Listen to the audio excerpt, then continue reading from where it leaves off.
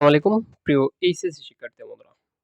শেষ মুহূর্তে অর্থনীতি প্রথম পত্র অর্থনীতি যাদের রয়েছে আজকের এই ভিডিওটা তোমাদের জন্য। এইচএসসি এবছর যারা দিবা তো তোমাদের শেষ মুহূর্তে মাত্র কয়েকটা দিন আছে। এই কয়েকদিনে তুমি কি পড়বা আর কি পড়লে তুমি 100% কমন পাবা। আজকের এই ভিডিওর মাধ্যমে তোমাদেরকে সম্পূর্ণ ধারণা দিব এবং দেখো তোমাদের এই শর্ট সিলেবাস বা এবছর যারা পরীক্ষা দিবা তোমাদের সিলেবাসে ১, ২, ৩, ৪, ৫, ৬ ৬টা অধ্যায় আছে। এই ৬টা অধ্যায় থেকে প্রথম পত্রের এই ৬টা অধ্যায় থেকে তুমি কোনগুলো পড়লে এমসিকিউ এবং সিকিউ দুটোটাই অ্যান্সার করতে পারবা সবকিছু আলোচনা করবো। আর আজকের এই ভিডিওর মাধ্যমে আমরা প্রথম অধ্যায় নিয়ে আলোচনা করবো। এই প্রথম অধ্যায় থেকে তোমাকে আগে সর্বপ্রথম এমসিকিউ দিব, তারপর সিকিউ দিব। ঠিক আছে? সৃজনশীল দিয়ে দিব একটা ভিডিওর মাধ্যমে। সো ভিডিওটা ধৈর্য সহকারে দেখতে থাকো। প্রথম অধ্যায়টা কি সম্পর্কে? মৌলিক অর্থনীতির সমস্যা এবং এর সমাধান। অর্থনীতির সমস্যা এবং এর সমাধান। প্রিয় শিক্ষার্থী বন্ধুরা, আমরা মোস্ট কমন কিছু এমসিকিউ সর্বপ্রথম আলোচনা করব এবং ভিডিওর ভিতরেই তোমাদেরকে আমি সৃজনশীলও কিছু বলে দিব। ঠিক আছে? তো দেখো, অভাবের তুলনায় এবং কিছু শর্টকাটও শেয়ার করবে যে শর্টকাটে তুমি হাজার হাজার এমসিকিউ পারবা এবং সিকিউ অনেক হেল্প হবে। ঠিক আছে? তো অভাবের তুলনায় সম্পদের যে সীমাবদ্ধ একে কি বলে? এখানে কিন্তু এটা জ্ঞানমূলক শিক্ষা হয়ে যাবে। এমনভাবে তুমি দেখো, এটা ১৯ সালে আসছে ঢাকা বোর্ডে। হ্যাঁ, এমনভাবে তুমি এমসিকিউ শিখবা যাতে সিকিউ শিখা হয়ে যায়। ঠিক আছে? একে বলা হয় কি? দুষ্প্রাপ্যতা। অভাবের তুলনায় সম্পদের সীমাবদ্ধ। অর্থাৎ অভাব আছে কিন্তু সম্পদ কম। একে বলা হয় দুষ্প্রাপ্যতা। এই যে একটা এমসিকিউ শেখা হয়ে গেছে, সিকিউ শেখা হয়েছে। এই যে দেখো, ইম্পর্টেন্ট কিছু টপিকস দেওয়া আছে। এই টপিকসগুলো তুমি পড়বা এখান থেকে। যেমন আছে দ্রব্যের দামের সাথে সমমুখী সম্পর্ক যোগানের। ঠিক আছে? এরকমভাবে তুমি শিখবা। তারপর দেখো, চাহিদার তুলনায় এই যে চাহিদার তুলনায় সম্পদের যোগানের যে ঘাটতি, এটাই হলো কি আবার দুষ্প্রাপ্যতা। দেখো, একটা সংজ্ঞা কতভাবে দেওয়া যায়, তুমি যেটাই মনে করতে পারো ওইটাই দিবা। ঠিক আছে? আবার কিছু আছে দেখো, সকল প্রকার অর্থনৈতিক সমস্যার মূলে রয়েছে দুষ্প্রাপ্যতা। এটা পড়বা। দেখো, অর্থনৈতিক সমস্যা সমাধানের যে কর্মপর্যায় রয়েছে এটা কোনটি? এটা উত্তর হচ্ছে উৎপাদন। এবং এখান থেকে তুমি যেটা পড়বা, এই যে দেখো, অর্থনৈতিক সমস্যা সমাধানের ৪টি কর্মপর্যায় রয়েছে। একটা প্রথম হচ্ছে উৎপাদন, তারপর বিনিময়, বন্টন যেটাকে আমরা বলি ভাগ করা, আর একটা হচ্ছে বুক। ঠিক আছে? এই যে ৪টা বিষয়, এই ৪টি বিষয় দেখো, ৪ ধরনের অর্থনৈতিক ব্যবস্থায় নিচের কোন বিষয়ে সাদৃশ্য দেখা যায়? এটা হচ্ছে কি? সম্পদের কাম্য ব্যবহার। সম্পদের কাম্য ব্যবহার। দেখো কি ধরনের প্রশ্ন বোর্ড কোয়েশ্চেনে আসে, দেখছো? এই যে বোর্ডে কোন ধরনের প্রশ্ন আসে? ধনতন্ত্রের অদৃশ্য শক্তিকে কি বলে? এটা বলা হয় কি? দাম ব্যবস্থা। চিন্তা করছো কত সহজ সহজ প্রশ্ন আসে? দেখো ১৯ সালে আরেকটা আসছে দেখো, ব্যক্তিগত উদ্যোগের সর্বাধিক স্বাধীনতা কোন অর্থ ব্যবস্থায় রয়েছে? এটা একমাত্র রয়েছে পুঁজিবাদী অর্থব্যবস্থায়। সামষ্টিক শব্দটির ইংরেজি প্রতিশব্দ মিক্রো এসেছে কোন শব্দ থেকে? এটা অনেকবার আসছে। ঠিক আছে? এটা মোস্ট ইম্পর্ট্যান্ট। হ্যাঁ, ম্যাক্রস থেকে এসেছে। প্রিয় শিক্ষার্থী বন্ধুরা, এখন তোমাদেরকে আমি কিছু শর্টকাট দেবো। দেখো, তুমি যখন সৃজনশীল লিখবা তখন সৃজনশীলের ভিতরে যেমন এই যে একটা সংজ্ঞা দিয়েছে, হুম, যেমন বলছে যে the general theory of employment, interest and money. হুম, এই বইটির লেখককে, এটা হচ্ছে জে এম কেনসন। ঠিক আছে? এই যে এই ব্যক্তি বলছে, তুমি সরাসরি বলবা যে এই ব্যক্তি বলেছেন। যখন ইংলিশ এই থিওরিটা দিবা তখন এই সৃজনশীলের মধ্যে যখন এটা ব্যবহার করবা, টিচারের সর্বোচ্চ নাম্বার তোমাকে দিবে। এভাবে সৃজনশীল লিখলে তুমি 10-এ 10 পাওয়াই সম্ভব বেশি। দেখো, অর্থনীতি বলে অনেকেই কঠিন, অনেকে বলে এটা তো আনসার করা যায় না। তোমাকে এখন আমি সরাসরি সৃজনশীলের ট্রিক্স বুঝাবো এবং এই থিওরি না পারলে তুমি এমসিকিউ পারবা না। অর্থাৎ তুমি এক ডালে ২ পাখি তোমাকে দিব এবার। ঠিক আছে? দেখো, এখানে একটা চিত্র রয়েছে। এই যে এখান থেকে একটা টান দিয়েছে, এটা হচ্ছে ধরো পাটের, আর উপরে দিয়েছে একটা হচ্ছে ধানের। হ্যাঁ, ভিডিওটা লং হবে কিন্তু তুমি অনেক কিছু শিখতে পারবা। সো দেখো, এটা হচ্ছে মূল বিন্দু, তারপর এটা হচ্ছে বি, আর এটা হচ্ছে এ। ভিতরে ডট দিয়ে সি দিচ্ছে, আবার বাহিরে ডট দিয়ে ডি দিয়েছে। ঠিক আছে? এই চিত্রের মধ্যে দেখো, এটা কিন্তু ঢাকা বোর্ডে ১৯ সালে আসছে, দেখছো? তো ধানের উৎপাদন শূন্য হলে, ধানের উৎপাদন যদি শূন্য হয় তাহলে বা হলে পাটের উৎপাদন কত হবে বলো তো? এটা হচ্ছে পাটের উৎপাদন হবে ওভি, এই যে ওভি। এখন যদি ধানের উৎপাদন, এই যে ধানের উৎপাদন যদি শূন্য হয় তাহলে পাটেরটা হচ্ছে ওভি। কথা বুঝছো? এই যে ও থেকে শুরু করছে, আচ্ছা শেষ। এখন এটা থেকে তুমি আরো অনেক কিছু শিখতে পারবা। রেখাটার নাম কি কি? আগে দেখো প্রিয় শিক্ষার্থী বন্ধুরা, সম্ভাবনা রেখা কি? হুম? দুটি উৎপন্ন দ্রব্যের বিভিন্ন সংমিশ্রণ নির্দেশ করে উৎপাদন সম্ভাবনা রেখা। ঠিক আছে? যেকোনো দুইটা উৎপাদন থাকবে, ধান, গম, ভুট্টা, এরকম দুইটার সাথে তুলনা থাকবে। দেখো, ধানের উৎপাদন শূন্য হলে পাটের উৎপাদন হচ্ছে ওভি। এটা যদি শূন্য হয় এটা, তাহলে এটা কি? পাটের উৎপাদন হচ্ছে ও ভি। আচ্ছা, এটা এখন উৎপাদন সম্ভাবনা রেখা কোনটা? তাহলে এ আর হচ্ছে বি, মানে এ থেকে বি পর্যন্ত এটা হচ্ছে উৎপাদন সম্ভাবনা রেখা। ঠিক আছে? এরকম ভাবে।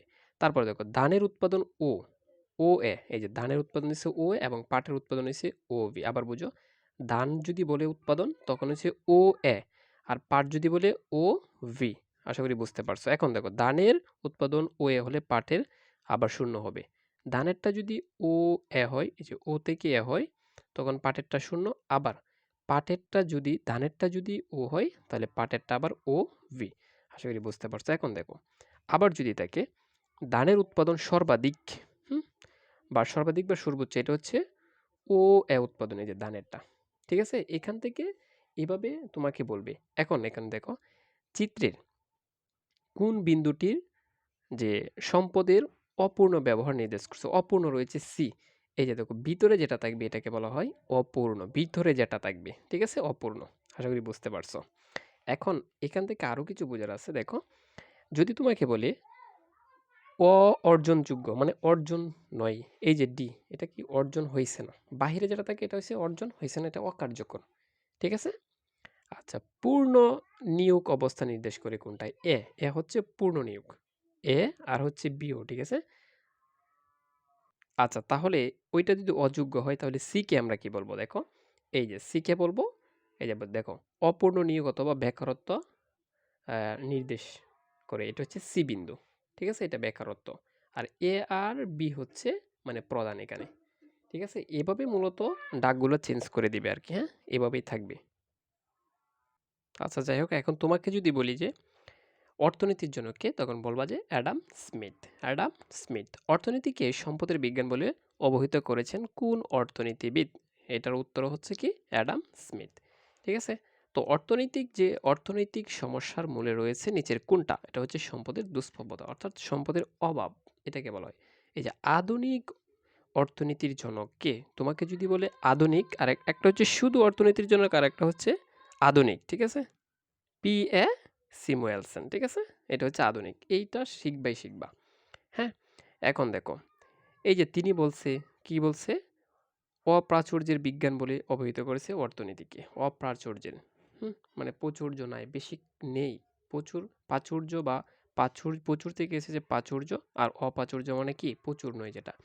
এখন এই যে সংজ্ঞা বলছে, বা এই গ্রন্থটির লেখককে, অ্যাডাম স্মিথ কিন্তু বিভিন্ন কিছু বই লিখছে। দ্য ওয়েলথ অফ নেশনস, এটা কিন্তু অ্যাডাম স্মিথে লিখছে। মৌলিক যে অর্থনীতি, ওইটাকে কিন্তু বিশ্লেষণ করছে কেডা জানো? স্যামুয়েলসন। ঠিক আছে? প্রিয় শিক্ষার্থী বন্ধুরা, আমি যদি এই ভিডিওটা প্রত্যেকটা ব্যাখ্যা শহরে বুঝে, কমপক্ষে 1.5 থেকে 2 ঘন্টা হয়ে যাবে একটা ভিডিও। সো তোমরা যারা পিডিএফটা নিতে চাও, পিডিএফ প্রথম পত্র এবং দ্বিতীয় পত্র দুটোটার পিডিএফ আমার ভিডিও ডিসক্রিপশন বক্সে হোয়াটসঅ্যাপ নাম্বার দেওয়া আছে, ইচ্ছে করে তোমরা নিতে পারবা। ঠিক আছে? আর এই পিডিএফটা নেওয়ার জন্য তোমাদেরকে মাত্র অল্প কিছু পে করতে হবে, এত বেশি নয়। যারা নিতে চাও তারা আমাকে ইনবক্স করতে পারো, আর যারা না নিতে চাও কোনো প্রবলেম নেই। ঠিক আছে? তো দেখো তো, অর্থনৈতিক সমস্যার সৃষ্টি হয় কেন? এটা কিসের কারণে? সম্পদের দুষ্প্রাপ্যতার কারণে। এই দুষ্প্রাপ্যতার কারণে অনেক কিছু হয় অর্থনীতিতে। দেখো, আমি ভিডিওটা লং করতে চাচ্ছি না, কারণ হচ্ছে তোমাদের প্রত্যেকটার যেগুলো ইম্পর্টেন্ট এগুলো আমি দেওয়ার চেষ্টা করতেছি। জাকাতের পরিমাণ সম্পদের কত শতাংশ? এটা কিন্তু সকলেরই জানা। জাকাতের পরিমাণ সম্পদের কত শতাংশ? এই যে দেখো, 2.5% হতে পারে, এটা 2.5%। আচ্ছা, আরেকটা আছে দেখো, ইসলামী রিবা শব্দের অর্থ কি? রিবা এর সাধারণ অর্থটা কি? রিবা শব্দের অর্থ হচ্ছে সুদ। তারপর ইসলামী অর্থনীতিতে জাকাত প্রদানের হার কত? এই যে 2.5%। ঠিক আছে? তারপর দেখো, বাইতুল মাল অর্থ কি? বাইতুল মাল সরকারি তহবিল গঠন। সরকারি তহবিল গঠন, এটার অর্থ। প্রিয় শিক্ষার্থী বন্ধু, তারপর এখান থেকে মোস্ট কমন কিছু এমসিকিউ তোমরা দেখে নেবে। এটা আমি একটু দেখাচ্ছি তোমাদেরকে। এখন আমি অনুধাবন প্রশ্ন দেবো, যেগুলো দিয়ে তোমার পাস করতে হবে। ঠিক আছে? এই অনুধাবনের জন্য একটু অপেক্ষা করো। এই যে এগুলো একটু দেখে নিবা। এখানে অনেকগুলো আছে, কিন্তু অনেক লং হয়ে যাবে, তাই সবগুলো তোমাদেরকে দিতে পারলাম না। যারা পিডিএফ নিতে চাও তারা সবগুলো পাবা কিন্তু। এখন আমরা চলে যাব অনুধাবন আর জ্ঞানমূলক এবং সৃজনশীলে। এই যে এই সৃজনশীলটা দেখবা একটু, হ্যাঁ?